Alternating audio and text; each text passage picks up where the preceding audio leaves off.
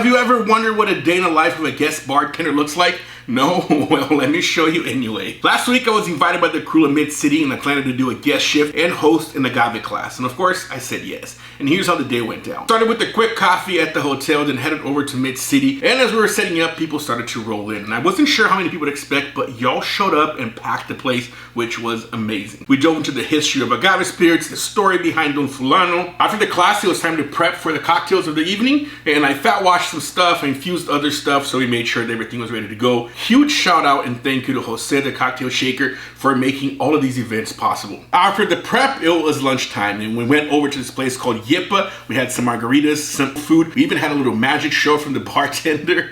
After freshening up the hotel, it was back to Mid-City for the guest shift. And let me tell you, this was the best menu I've ever had in a guest shift. The attention to detail in Mid-City is really next level. Once everything was set, the cocktails started to flow, the energy was unreal, the industry showed up, the vibes were the best, and I got to meet some incredible people. Shout out to everyone that came out, even those who drove like hours to be there. It's like humbling and it means the world. Chris was in town for another event, so of course we got him behind the bar for a little bit too. And the drinks were poured, shots were taken, cocktails were made, and it was everything that I loved about this industry. And then after we were done, I headed up the street to this place called El Valle for a little quick nightcap. A bunch of the industry folks were here too, so we had a drink, watched people have a lot more drinks, and then just call it a night. You know, I gotta say, my favorite part of this whole social media world is getting to bartend in places that I would never have the chance to. Experiencing the hospitality industry in all its forms and seeing the similarities and differences across the cities that I bartend. So thank you, Mid-City, and your amazing team. And of course, big love to Galo, Don Fulano, Derrumbes, and Condesa for making this happen. It was such a special night. I can't wait to come back.